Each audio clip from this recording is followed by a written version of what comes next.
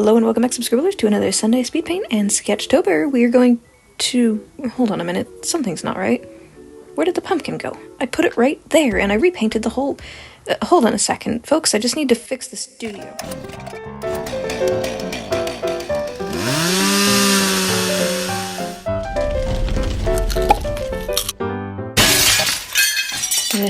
Oops.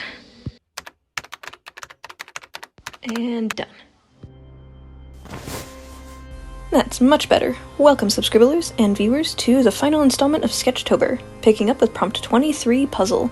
I decided to draw my character Toby, or Yuffie, as I call them. They have two names because one's for the humans and one's for the angels, but they don't like hanging out with the other angels because they're made fun of for the fact that their angel wings are so tiny and on the top of their head instead of on their back where they're supposed to be. But the humans found it fascinating, and so, as Toby, they became a superhero for humans to try and help them, but not meddle too much. But as a kid, they were very confused by a lot of the earthly toys, such as puzzles, so I thought I'd do a little sketch. And then the next prompt was old. I was gonna do one of my, ghost characters, but I forgot they're not, that old.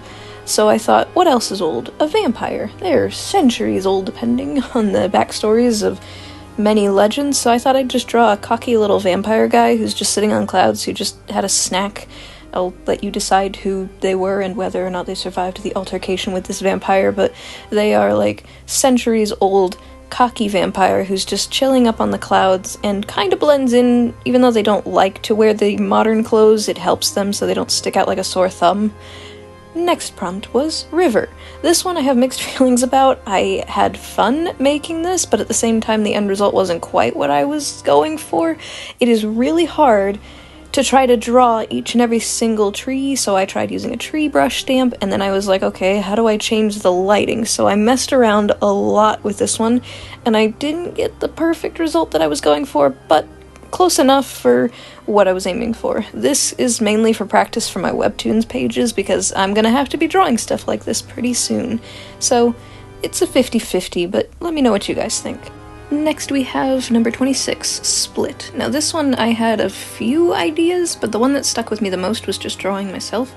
But that feeling you get when you're split between two decisions of whether you should or shouldn't do something, and that kind of feeling of paralyzed, almost like you feel like your body, your nerves are just cut off from your legs, so you're just kind of hovering there for a second before you finally make your decision. And at first I wasn't sure what color to throw down, so I just went for bright pink for shock value, I guess. The next one is Cat. This one I was a little lazy on, but I also remembered I already drew a black and white cat for the prompt mask, because it was like a bone skeleton mask, so I thought I don't want to draw the same cat again, so I drew this cat that was supposed to be magical, where it's looking at its reflection and it's extra spooky, and for some reason instead of a black and white cat I shifted the colors to almost like a purple to make it even more spooky, to contrast with the yellow bright eyes and a reflection on the floor to show whether it's hovering or just spooky. I don't know.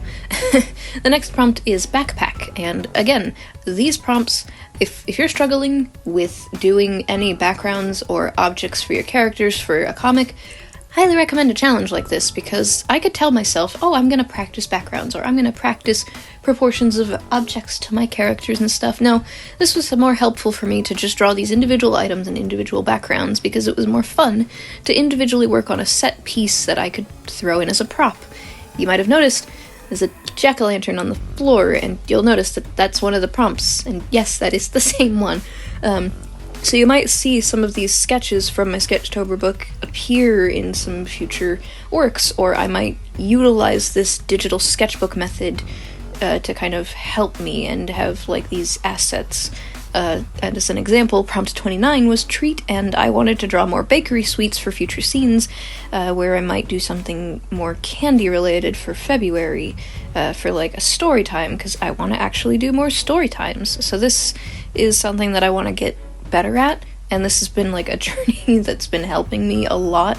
The next one that I did was Space, and I got really lazy with this one. I didn't know if I just wanted to do a black background with many spectacles of stars and planets, but I tried to be a bit more creative with the sketchbook space, and I kind of tried to limit the the edge of the sketchbook so I could make it look like a view, maybe from like a satellite or something, just over the edge of the planet, and then there's like a meteorite that's just shooting off in the corner in the sun. I actually really like it. Turned out a lot more sun looking like than I thought it would. But the last prompt that I did is jack-o'-lantern. Hey! Is the pumpkin I talked about a minute ago. But this one I am really happy with. Finishing this one and it looking like the best, honestly, in my opinion, out of all of my Sketchtobers made me feel really proud, because usually whenever I get to the end of any long, month-long prompt list, wow, it usually looks horrible and disheveled or no effort at all. I put the most effort into this one to change that. The lighting, the shading, everything. Thank you guys so much for watching, and thank you all for everyone who participated. I've seen all of those that you have tagged me in. You guys are fantastic, and don't forget, if you haven't already, subscribe or Vixie's gonna give you a stab, and see you all in November. Bye-bye!